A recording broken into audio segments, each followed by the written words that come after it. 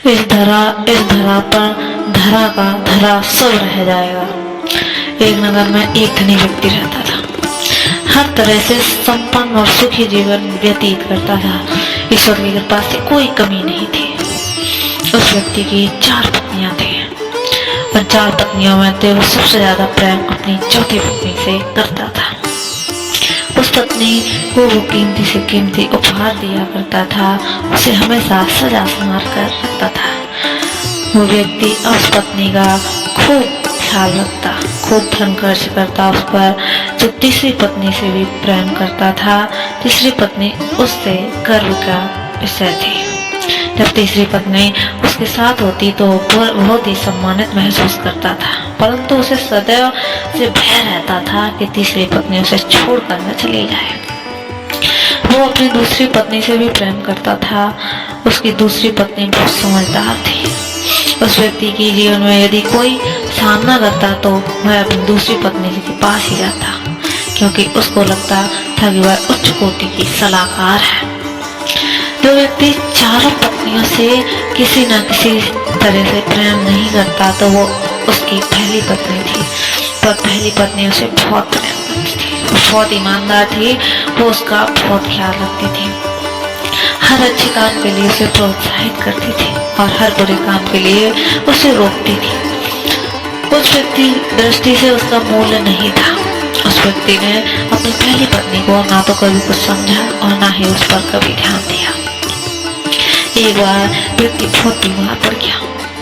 बहुत इलाज कराया पर कोई फायदा नहीं हुआ। उस व्यक्ति का अंतिम समय आ चुका था। उसने अपनी 4 पत्नियों के अपने पास बुलाया और उसने अपनी चौथी पत्नी से, जिसे वह सबसे ज्यादा प्रेम करता था, मेरे अंतिम क्षण में मैं सदा के लिए अब इस दुनिया से विदा हो जा रहा हूँ, क्या तुम मेरे साथ चलोगी? क्योंकि तुम सदा ही मेरी प्रिय रही हो और मैं जानता हूँ कि तुम साथ जाने के लिए बहुत खुश हो जाओगी। पर चौथी पत्नी ने तुरंत उस व्यक्ति को मना कर दिया तो वह बहुत दुखी हुआ। अब उसकी तीसरी पत्नी को अपने पास बुलाया और वही प्रश्न किया, मैं इस दुनिया से जा रहा हूँ, क्या तुम मेरे साथ चलोगी? तीसरी पत्नी ने तुरंत उत्तर दिया, नहीं, आपके जाने के बाद मैं किसी और की हो जाऊंगी, किसी और से विवाह कर लूंगी। उस व्यक्ति का हृदय दुख से भर गया। अब उसने अपनी दूसरी पत्नी को बुलाया, क्या मेरी मृत्यु के बाद तुम मेरे साथ चलोगी? दूसरी पत्नी का उत्तर था, मुझे आपकी मृत्यु से बहुत ज्यादा पीड़ा होगी, परंतु फिर भी मैं आपके साथ नहीं जा सकती। मैं केवल आपका अंतिम संस्कार कर सकती हूँ। अब पहली पत्नी, जिससे उसे कभी प्रेम नहीं किया था, वो स्वयं आ गई और बोली, मैं आपके साथ चलूंगी, आप जहाँ चाहोगे मैं आपके साथ जाऊंगी। ये सुनकर उस व्यक्ति की आंखें भर गई। जिस पत्नी को उसने सबसे ज्यादा अपेक्षा की थी, वही पत्नी आज उसके काम आ गई।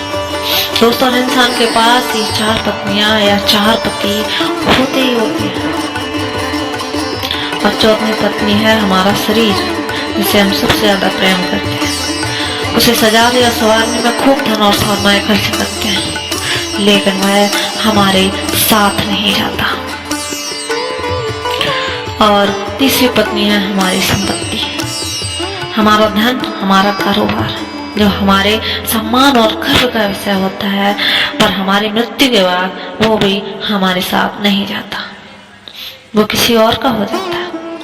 दूसरी पत्नी है हमारे अपने, हमारा परिवार, हमारे सगे संबंधी। इन लोगों को हम बहुत पीड़ा देते हैं, पर इनमें से कोई भी हमारे साथ नहीं जाता। ये केवल हमारे अंतिम संस्कार कर सकते हैं और फिर इस दुनिया की मोह माया में व्यस्त हो जाते हैं। पहली पत्नी है हमारा आश्रम, जिससे हम अधिक उपेक्षा करते हैं। उनकी आवाज को हम सदा दबा देते हैं, परंतु जो अच्छे और बुरे का सच में ज्ञान जानते हैं, वही है हमारे सुख और दुख, हमारे साथी होते हैं। एक वही है जो मरने के बाद भी हमारे साथ जाएंगे। दोस्तों, अगर आप अपनी आत्मा को पोषित करना है तो उसे सबल बनाना सीखो, उसे प्रेम करना है। क्योंकि यदि उसे अपनी आत्मा से प्रेम होगा तो हमें किसी विषय में चिंता करने की आवश्यकता ही नहीं होगी, क्योंकि वही हमारी असली पहचान है। किसी भी प्यारी, किस धन का अहंकार करूं, किस तन का अहंकार करूं जो मरते वक्त अपनी आत्मा तक